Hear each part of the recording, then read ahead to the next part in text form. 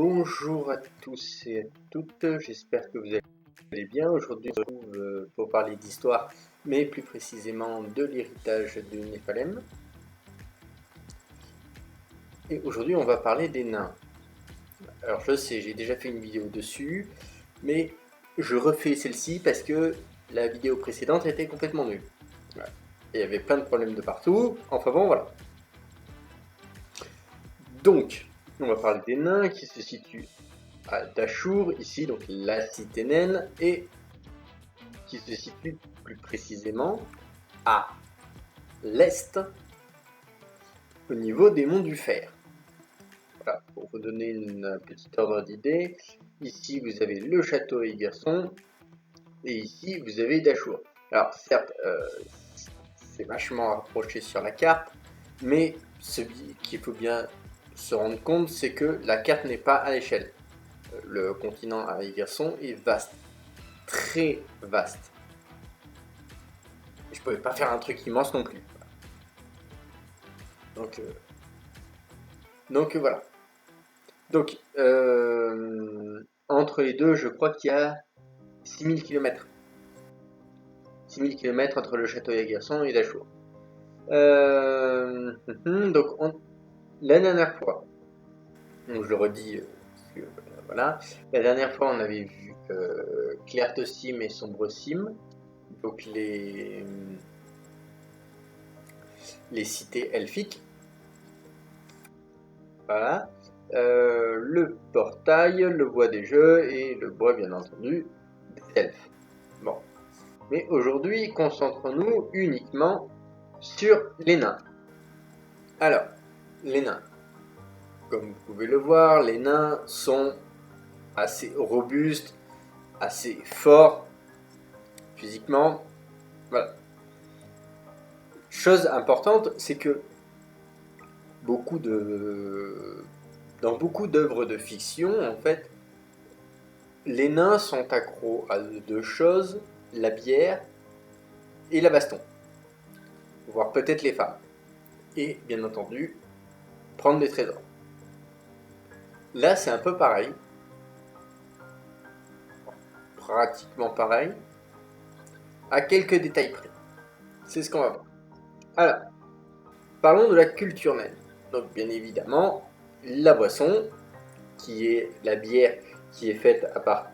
Donc, ça s'appelle la bière naine, et elle est faite à partir de la fleur de muspel, qui pousse sur les volcans. C'est une petite fleur rouge qu'on verra après. Voilà. Et bien entendu, il y a la guerre. Enfin, ils font pas la guerre, mais ils se font un peu la guerre entre les clans. Et surtout, vu qu'ils ont tendance à être attaqués par des dragons, parce qu'ils creusent dans la montagne et que ça dérange les dragons, les dragons ils veulent leur casser les pieds pour rester polis. Voilà. Donc, l'histoire des nains. On ne connaît pas grand chose de l'histoire naine, voire pratiquement rien. Juste Ketri qui a 200 ou 500 ans, je ne sais plus. Bref, l'important c'est qu'il a connu les deux grandes villes humaines, à savoir Novograd et Kalistia.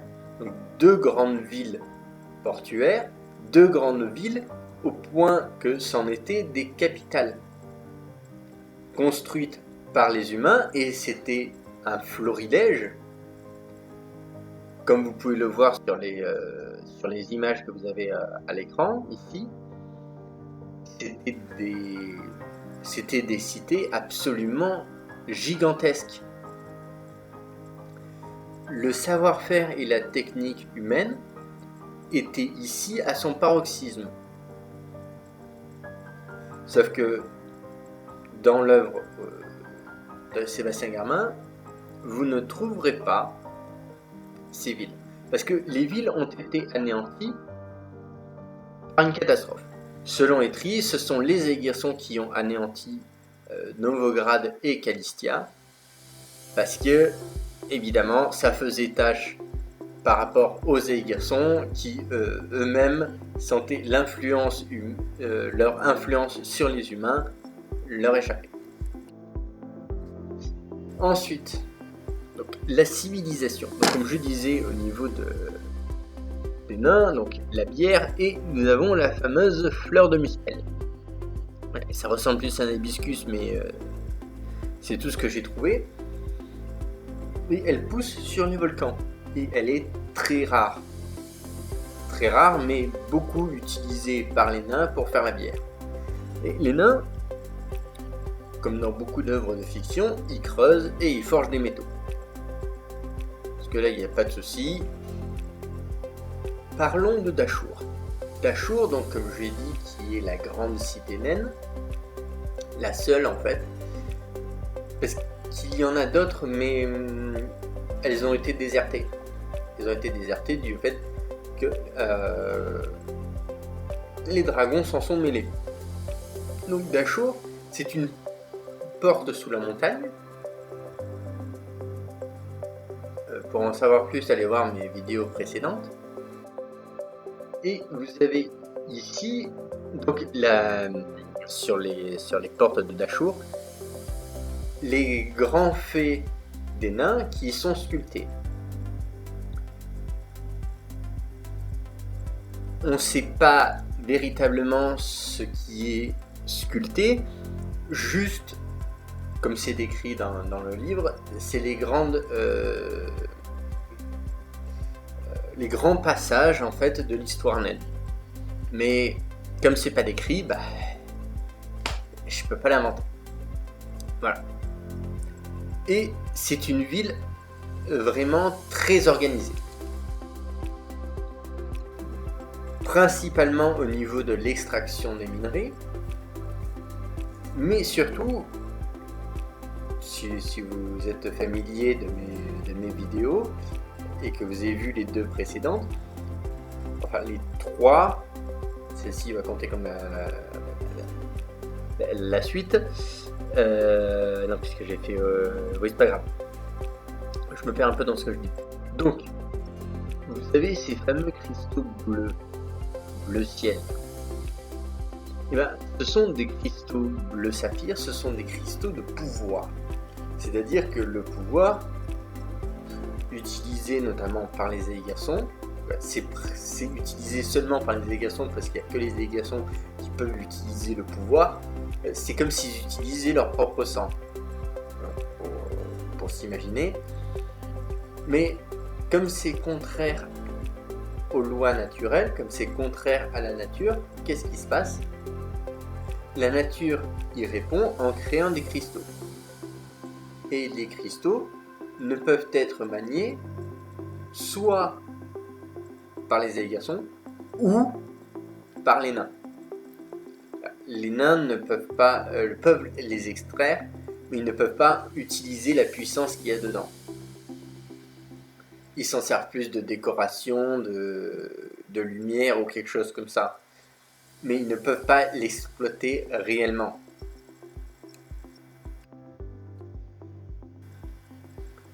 Donc, on voit bien sur ces images que c'est une cité souterraine absolument gigantesque, mais qui est surtout faite pour les nains. C'est les nains qui y vivent et ils ont bâti ça comme un immense royaume.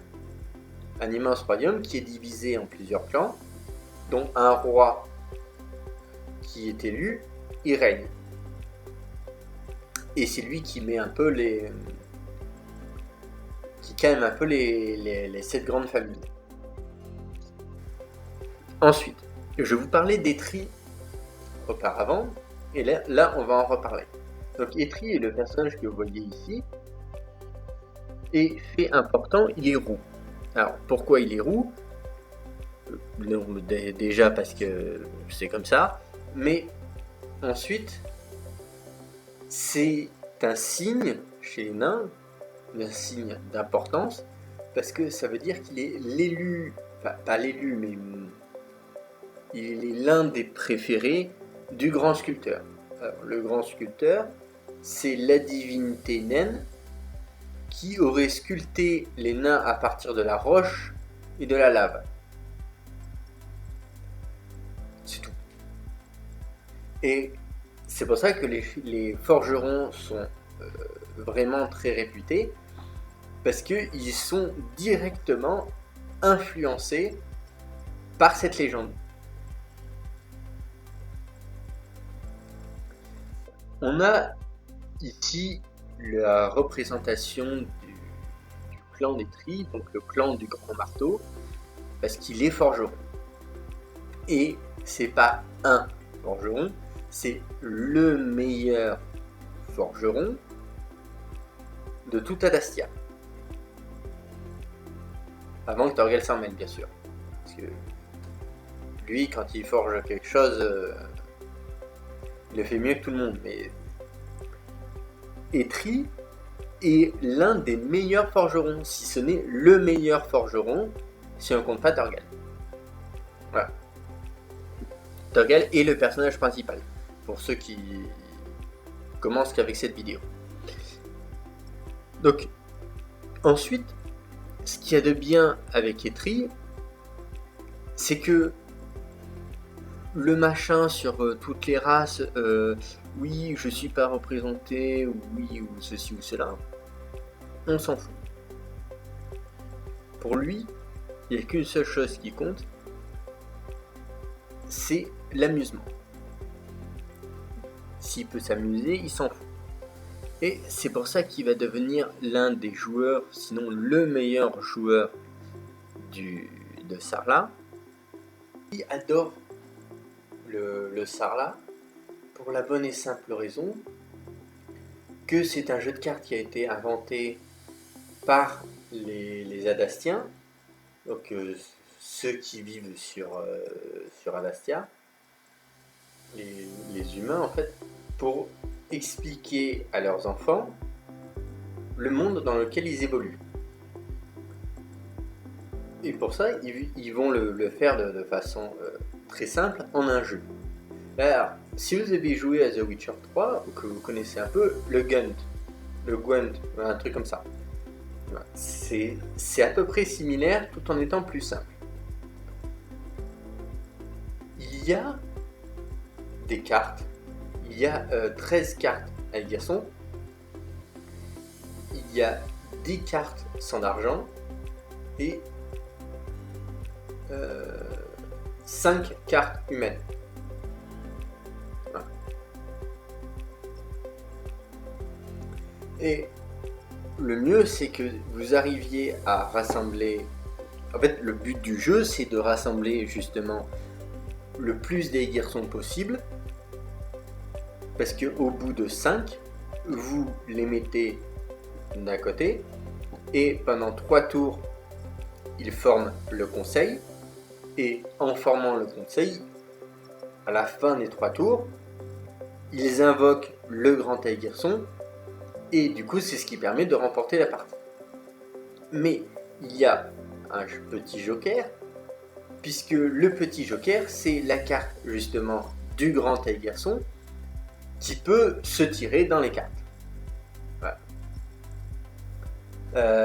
Je sais plus combien de cartes sont distribuées. Je crois que c'est 7 cartes qui sont distribuées à chacun des combattants, et le jeu se joue avec les cartes directement sur la table, à découvert. Voilà. Ensuite vous avez les cartes de la nature, donc les cartes de dragon, les cartes griffon et les cartes tislich. Les dragons faisant le plus de dégâts, les griffons un peu moins et les tislich un peu moins aussi. Voilà. Les aiguerçons, eux, sont ceux qui ont le plus de défense et le plus d'attaque, évidemment. Les sangs d'argent, eux, sont juste en dessous des aiguerçons, et les humains sont en dessous des sangs d'argent. Donc pour débuter une partie, le mieux c'est de mettre en avant les humains, donc les cartes humaines. Vous avez les cartes sans argent qui sont en soutien, et de mettre les cartes à garçons d'un autre côté. si par exemple il y en a 5. Parce que s'il y en a 5, ils attendent 3 tours, en attaquant bien sûr, voilà. Sachant que les Aigirson, c'est pour ça que c'est un peu cheaté, c'est que les Aigirson, quand ils commencent à former le conseil, ils sont inattaquables. C'est cheaté. Ouais. Et Alicia gagne justement la première partie qu'on voit qu'on lit en fait dans le tome 1 en tirant la carte du grand Aigirson. Alors, faut bien comprendre, la carte du grand Aigirson est une carte maudite. Maudite dans le sens auquel dès que vous la tirez, elle met fin directement à la partie. Parce que le grand Aigirson ne peut pas être attaqué. Enfin, si. Vous pouvez lancer une attaque contre le grand Aigirson, mais dans ce cas-là, toutes vos cartes sont envoyées au cimetière. Voilà. Et la carte grand Aigirson peut soigner les cartes, rajouter des points de vie aux cartes déjà existantes, rappeler du cimetière les cartes qui y sont, défoncer les cartes ennemies, que ce soit peu importe les cartes, que ce soit la nature, il défonce tout. Et tout ça en même temps, sans limite de temps. C'est-à-dire que vous sortez la carte grand Aigirson, vous pouvez tout faire. Vous pouvez faire tout ce que vous voulez sur le plateau de jeu avec un temps illimité. Forcément, c'est le grand Aigirson. Donc, convenablement, en fait, dès que la carte grand Aigirson est tirée, bah, la partie est gagnée. Puisque ça sert plus à rien de faire quoi que ce soit. Puisque la moindre action, en fait, des autres entraîne une défaite automatique. Donc, voilà. Autant ne pas se faire humilier. Et Eitri, lui, est très très fort là-dedans, puisqu'il a joué plusieurs parties, donc il est vachement rodé. Surtout qu'il y a 2 dés. Alors, un dé avec 6 faces pour le nombre d'attaques, allant de 1 à 6, et un dé avec des couleurs. Donc la couleur bleue pour les Aigirson, la couleur argentée bien évidemment pour les sangs d'argent, la couleur marron pour les humains. Ensuite vous avez la couleur rouge pour le feu, vous avez la couleur verte pour l'eau, vous avez la couleur grise pour tout ce qui est l'air, et vous avez la carte type roche. C'est pas vraiment marron, c'est plus un mixte entre le marron et le gris, plus une autre carte avec un arbre qui représente non, en fait il n'y a rien du tout, parce que ça représente la nature imprévisible de la nature. Donc quand vous débutez une partie, vous lancez le dé avec les couleurs pour savoir parce que vous attaquez. Alors si vous tombez sur le dé de la nature, bah, c'est la nature qui joue à votre place. Voilà. Et ensuite vous lancez le dé à 6 faces pour le nombre de dégâts. Sachant que les humains ont 5 points de vie et 5 points d'attaque. Les humains en ont 10, tandis que les Aigirson en ont 15. Voilà. Les dragons en ont 12. Les griffons, ils en ont 10. Et les tisliches, ils en ont 8. Voilà. Donc avec ça, Voilà. Pour plus de précision, lisez le tome 1, le chapitre Le Sarlat. Et vous allez absolument comprendre la mécanique de ce jeu. Donc Eitri est devenu très très fort là-dedans à force de disputer des parties, mais bien évidemment il perd quand Alicia sort la carte du Grand Taïgasson. Ça ne lui était jamais arrivé en partie. Jamais. Sur toutes les parties qu'il a disputées, jamais la carte Grand Taïgasson n'a été sortie. C'est pour dire. Et on arrive à Thorgal. Thorgal et les nains, c'est une très longue histoire. Thorgal est venu pour délivrer.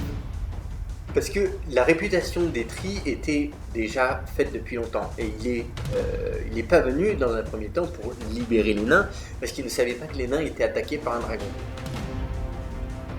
Donc il est venu avec une caravane. Ils ont mis 2 semaines pour y aller. Et quand Thorgal a vu que le dragon attaquait les nains, pour lui, il s'est dit, c'est la seule chose que j'ai à faire, c'est m'occuper du dragon, comme ça je pourrais directement parler à Eitri. Parce que Thorgal, ce qu'il veut depuis toujours, c'est une arme de légende.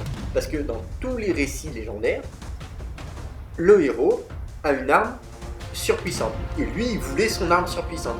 Et qui de mieux qu'un forgeron légendaire pour créer une arme légendaire. Donc, c'est le conflit que l'on voit résumé dans le tome 1, enfin, pas résumé, mais que l'on voit dans le tome 1, c'est Thorgal qui s'occupe du dragon. Donc, la chose qu'on voit, c'est que Thorgal s'occupe du dragon, et après, il joue au Sarlat avec Eitri. Tout ça, on l'a dans le tome 1. Donc si vous voulez bien entendu en savoir plus, je vous invite à lire le tome 1. Voilà, donc cette vidéo s'arrête ici. J'espère qu'elle vous aura plu. Si c'est le cas, dites-le-moi en commentaire. N'hésitez pas à mettre un pouce vers le haut et à vous abonner, ainsi qu'à partager cette vidéo. Sur ce, c'était Kaefré et je vous dis à une prochaine fois.